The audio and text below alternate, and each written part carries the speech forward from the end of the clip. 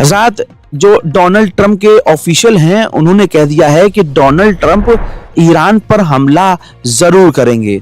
बड़ी बात यह है कि उन्होंने आगे ये कहा कि डोनाल्ड ट्रंप उन लोगों को निशाना जरूर बनाएंगे जिन लोगों की वजह से ईरान में प्रदर्शनकारी मारे गए।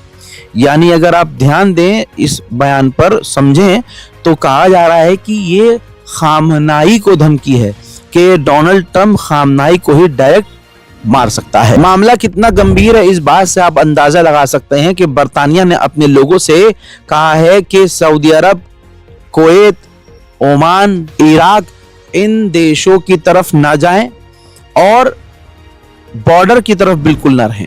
उधर डोनाल्ड ट्रंप का ताजा बयान आया तो डोनाल्ड ट्रंप ने कहा कि मैं नहीं बताना चाहता कि मैं ईरान के साथ क्या करूंगा, मुझे बताना ही नहीं है, लेकिन मैं इतना बता दूं कि सामने से डील का ऑफर आ रहा है, वो हमसे डील करना चाहते हैं, लेकिन इस बार डील पर बात नहीं हो रही है।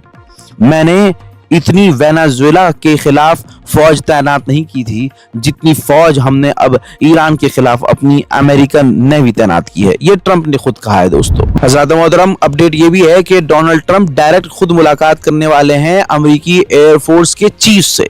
कहा जा रहा है कि जैसे समय आगे बढ़ रहा है, देखिए हथियार अभी अमेरिका और भेज रहा है। एक मैं आपको बहुत खुफिया जानकारी दे रहा हूं, कोई सोर्स नहीं है, मैं आपको सोर्स का नाम नहीं दे सकता, लेकिन इतना जानिए कि ईरान पर जो अभी हमला होने वाला है, वो जो टल रहा है, उसकी वजह एक बड़ी ये है कि मौसम खराब है। जी हाँ, जब अमेरिका ईरान पर या कहीं भी हमला करता है, कोई भी देश किसी पर हमला करता है इस तरह से, तो जरूरी ये होता है कि मौसम सही हो, क्योंकि यहाँ पर हवाई स्पेस का इस्तेमाल होना है, यहाँ पर फाइटर जेट का इस्तेमाल होना है, इसमें रिफ्यूलर्स का इस्तेमाल होना है, टैंकर्स का इस्तेमाल होना है, लिहाजा मौसम साफ होना चाहिए, जो अभी इलाके में मौसम साफ नहीं है। इस वजह से ईरान पर हमला टल रहा है। जैसे ही मौसम क्लियर होगा, अमेरिका के एक्सपर्ट ट्रंप को बोलेंगे, ट्रंप हरी झंडी देगा और अटैक हो जाएगा। ये भी दिमाग में मेरी बात रख लीजिएगा। उधर मेरे दोस्तों हलक सूख रहा है इजराइल का और अमेरिका का, क्योंकि ईरान के समर्थक ग्रुप एक्टिव हो गए हैं। इराक के अंदर की यह तस्वीर है, कताइब हिजबुल्लाह लोगों को भर्ती कर रहा है।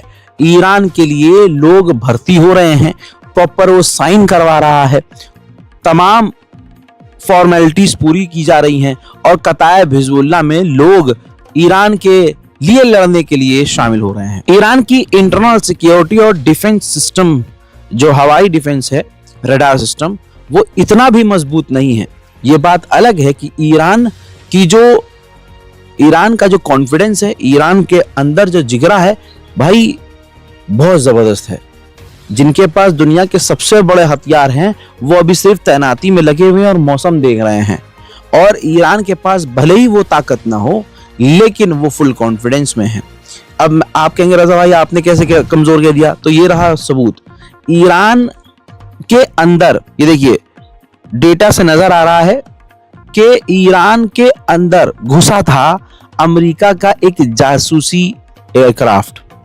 जी हाँ, जासूसी करते करते ईरान के एयर स्पेस में ही अमेरिका का एयरक्राफ्ट घुसा है।